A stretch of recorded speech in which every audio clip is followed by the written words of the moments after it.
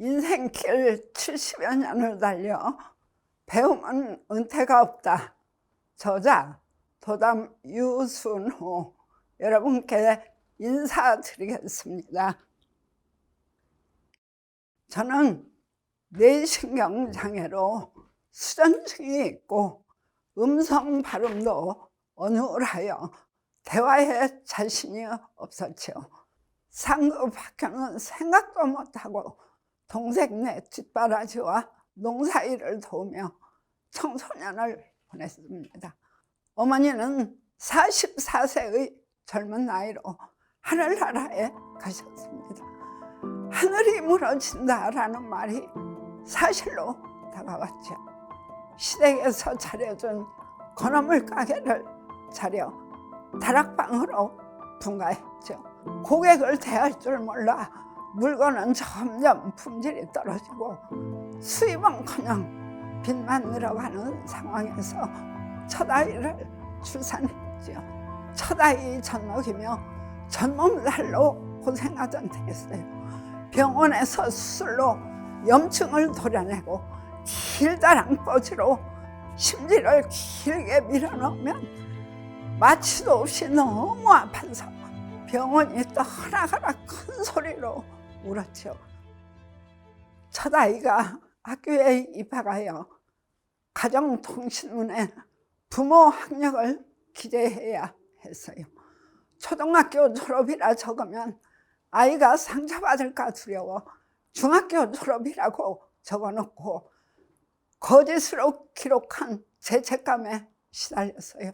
막내에게만이라도 떳떳한 엄마가 되겠다고 결심하고 고2 검정고시 학원을 선택했습니다. 3년의 고등학교 생활은 졸업장이 목표였고 그렇게 어려운 상황에서 실버문학, 경영학, 사회복지학 2개의 학사 열매를 거두었습니다. 대학원에 진학했죠. 아무 준비도 없이 시작한 대학원 공부는 너무나 어려워 포기해야 하나 하는 생각을 수없이 하면서 아니야, 나는 할 수 있어 라는 단어를 되풀이했어요. 저는 배움을 선택하고 나도 할 수 있다는 자신감이 배움터에 싹트기 시작했죠. 행복이 무엇인지 저에게 묻는다면 배움이라고 당당히 말할 수 있습니다. 행복은 멀리 있는 것이 아니라 아주 가까이 저의 마음에 있다는 것을 배우면서 찾아 오늘도 웃을 수 있어 행복합니다. 여러분 모두 행복하세요.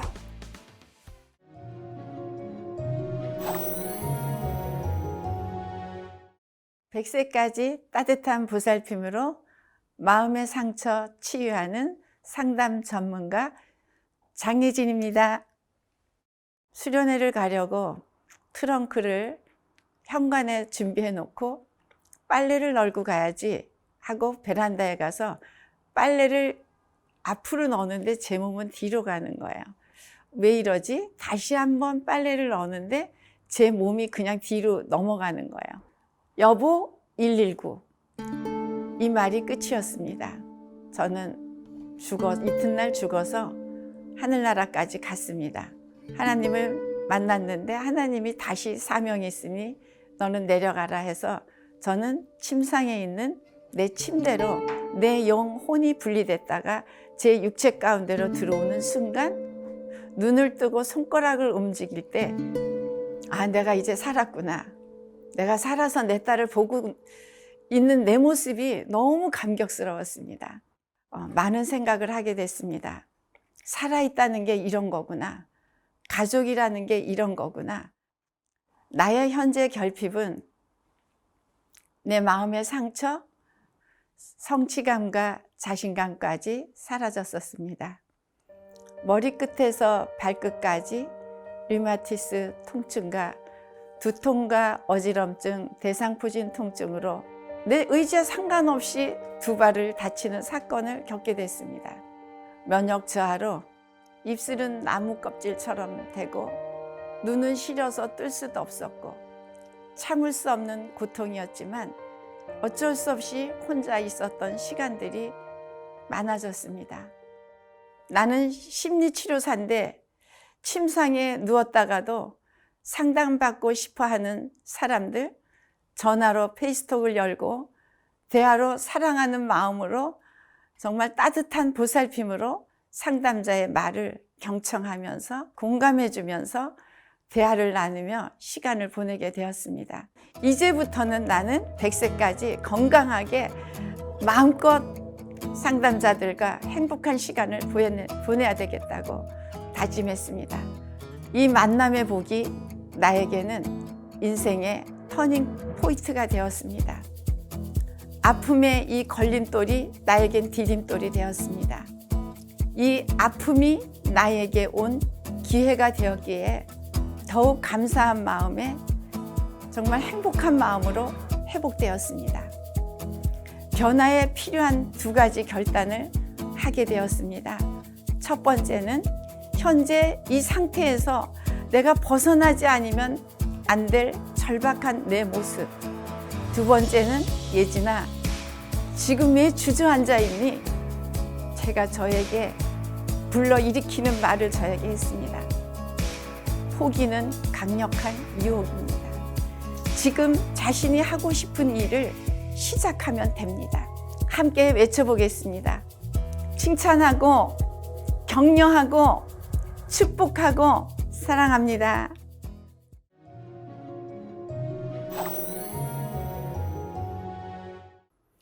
안녕하세요, 우주보스입니다.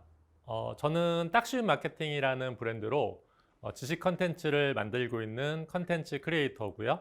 강의를 하는 강사는 아니었고요. 학원 관리나 마케팅, 기획 상담 등을 전문적으로 해왔던 사람입니다. 목표를 향해서 저도 굉장히 열심히 달렸고요. 2010년도 1월 달에 제가 만든 브랜드의 외국어 학원을 개원하게 되었습니다. 극성수기였던 겨울방학 시즌 때는 방학 2달 동안에 순수익 1억 원을 만들 정도로 제 인생에 있어서는 가장 경제적인 황금기였던 것 같습니다. 근데 그 당시가 바로 저에게는 독이었습니다. 월급 생활을 하던 정말 평범한 직장인이 갑자기 월 수익이 막 10배, 15배씩 이렇게 늘어나다 보니까 그 돈들을 제가 이렇게 소중하게 잘 관리하고 다룰 수 있을 만한 그릇이 저에게는 만들어져 있지 않았었습니다. 금전적인 여유가 좀 생기다 보니까 여기저기 돈 쓰러 다니는 재미에 너무 푹 빠져 있었어요. 학원은 실장에게 좀 맡기고 그야말로 정말 완전히 그냥 미쳐서 제대로 정말 꼴값을 떨고 있었던 거죠. 한번 이런 여유로움의 꿀맛을 보고 나니까 생각은 다시 제가 학원을 개원하던 초심으로 돌아가서 열심히 해야 되겠다라고 하고 있지만 몸은 그 꿀수저를 내려놓는 행동을 하지 못하고 있었던 거예요.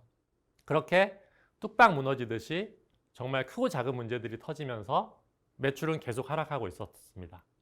학원에 수강생들이 오지 않았습니다. 어떻게든 이제 학원을 다시 살려보려고 정말 있는 돈 없는 돈 여기저기서 다 끌어가지고 버텼지만 결국은 더 이상 버틸 재간이 없는 벼랑 끝에 다다라서 저는 손을 놓고 그야말로 완전히 만신창이가 된 채로 학원을 넘길 수밖에 없었습니다.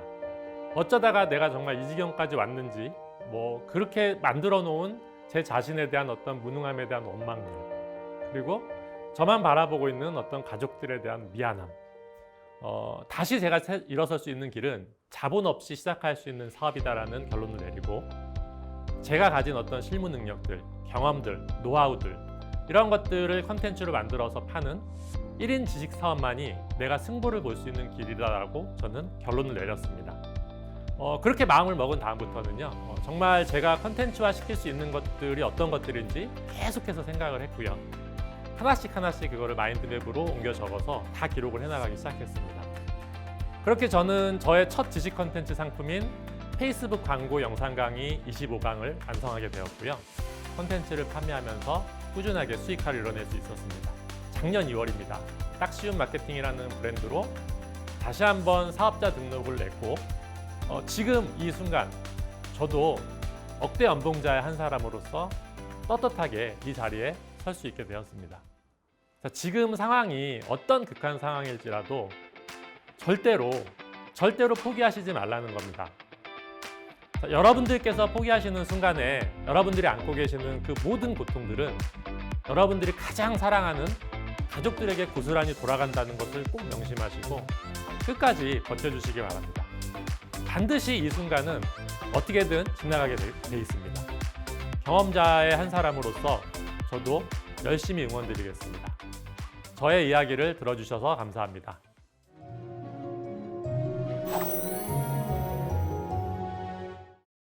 네, 안녕하세요. 1인 지식 사업가들의 도움을 주는 온라인 수익 파이프라인을 만들어주는 나홀로 비즈니스 메신저 1인 지식 사업가 이강민입니다. 마흔 전까지는 정말 아무 생각 없이 막 살았던 인생이었습니다. 돈을 많이 벌어야겠다는 생각에 회사를 과감하게 그만두고 사업이라는 것을 알아보고 시작하게 되었습니다. 하루 종일 15시간 이상 쉬지 않고 일을 했지만 내 몸에 골병만 들었다는 겁니다. 이렇게 저는 집에서 쉬게 되면서 일자리를 알아보았고 갈 데가 없어서 집 근처에 도서관으로 매일 출근을 했었죠. 처음으로 책을 읽게 되었고 그 책에서 제 인생은 완전히 바뀌게 되었으니까요.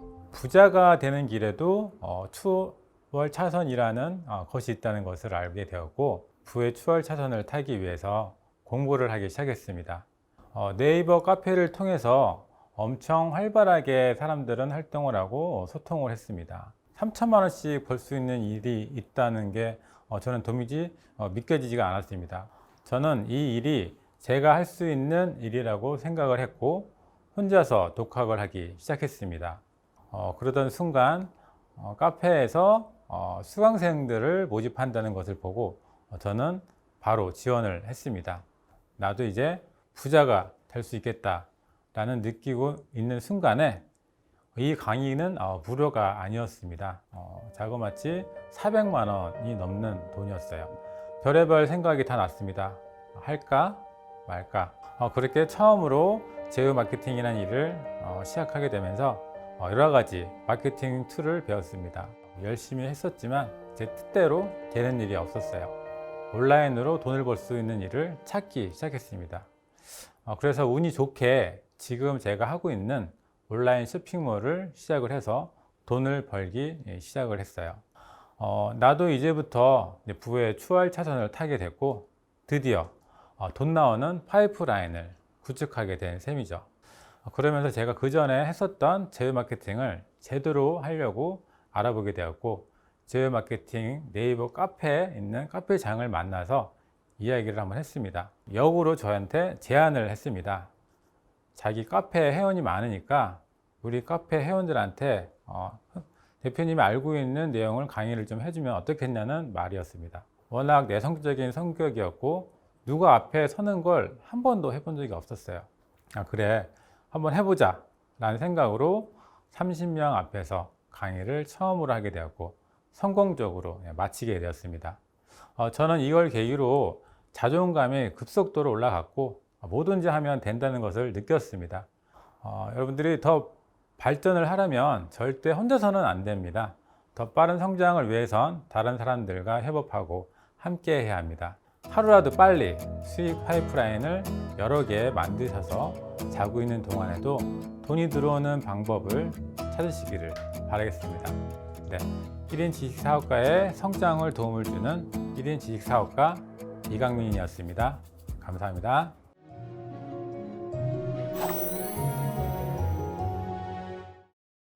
안녕하세요. 스스로 행복을 찾고 그 행복을 나누며 행복 공감 메신저로 살고 싶은 작가 김미애라고 합니다. 행복한 개인주의자는 어떤 사람을 말하는 걸까요? 스스로의 잣대로 살아가는 자유로운 사람이다 라고 한번 정의를 내려봤습니다. 의외로 자기의 기준대로 살아가지 못하는 사람들이 꽤 많은 듯 합니다. 낮은 자존감에 기인한 열등감 때문이 아닌가 싶습니다. 남들이 신의 직장이다 혹은 신이 숨겨둔 직장이다 라고 하는 꽤 부러운 직장에 있었음에도 불구하고 저는 그 공간 안에서 행복하다라는 느낌을 느끼지 못하고 지냈던 듯해요. 저에게 찾아온 것은 결국 잃어버린 건강이라고 하는 좋지 않은 결과물이었습니다. 몸에 이상 증상들이 나타나기 시작하더라고요. 뭐 자궁염에, 난소염에, 제 몸에 있는 모든 기관들이 다 너무 괴롭다는 그런 아우성을 보내오는 상황까지 이르게 되었습니다. 내가 왜 이렇게 살고 있나라는 회의감이 자꾸자꾸 느껴지는 그런 상황이 도래를 했던 거죠. 저 스스로를 한번 진단을 해봤습니다. 저 역시도 심지어 열등감 덩어리라는 것을 인정하지 않을 수가 없었어요. 엄마가 중3 때 넌 대학을 보내줄 수 없으니 여상에 가라 이제 그런 말씀을 하시더라고요. 어린 저한테는 너무너무 괴로운 이야기였거든요. 그래서 어쩌지 이제 여상에 가서 여의도에 있는 무역회사로 운이 좋게 취업이 됐습니다. 어느 순간에 돌아보니까 강남에 남들이 정말 부러워하는 멋진 공공기관에 딱 와 있더라고요. 근데 저는 거기서 굉장히 제가 더 멋있게 날 수 있을 줄 알았습니다. 오히려 더 위축이 되고 저의 열등감은 더더더 커져가는 그런 저의 모습을 느낄 수가 있었습니다. 저 스스로 무엇인가의 어떤 틀을 만들어 놓고 제가 그 틀 안에서 무언가를 꼭 해내야 한다는 강박관념을 만들어 놓고 있더라고요. 그렇게 저만의 창살에 갇혀 있는 그런 저임을 제가 진단을 할 수가 있었어요. 행복한 개인주의자가 되어보기로 했습니다. 저의 내면을 들여다보면서 정말 김미애로 살기로 했습니다. 그리고 그동안은 남들이 저에 대해서 이야기를 할 때 좋은 이야기는 사실 귀담아 듣지를 않았던 것 같아요. 그렇지만 제가 저 스스로에 대해서 저 내면을 들여다보면서 가만히 생각해 보니 저 정말 괜찮은 사람이더라고요. 이제는 저 스스로에게 당당해지기로 했습니다. 행복은 아낀다고 해서 쌓이는 것이 아니라고 합니다. 지금 나에게 있는, 여러분에게 있는 행복을 발견하고 느끼시기 바랍니다. 행복을 느끼고 그리고 여러분과 행복을 나누고자 하는 행복 메신저로 살고 싶은 작가 김미애가 말씀드렸습니다. 감사합니다.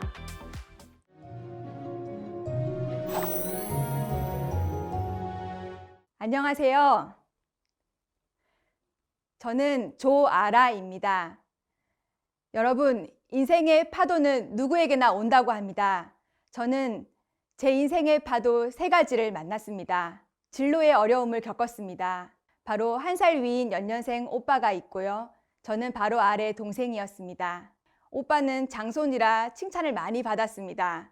저는 그냥 둘째 손녀였습니다.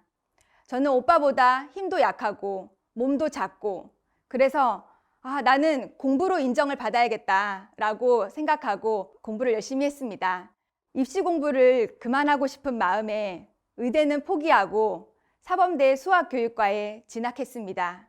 임용을 3수 끝에 강원도로 첫 발령을 받아서 제가 처음으로 교사가 되었습니다. 저는 교단에 서면서 그 중학생 아이들의 반짝이는 눈동자를 보는 게 그렇게 좋았습니다. 그런데 한 학기가 지나자 너무나도 흔들리고 힘겨워하는 저를 발견했습니다. 학교 폭력 사건을 중재해야 했고 수업 방해하는 아이들을 대하는 것이 너무나 힘들었습니다.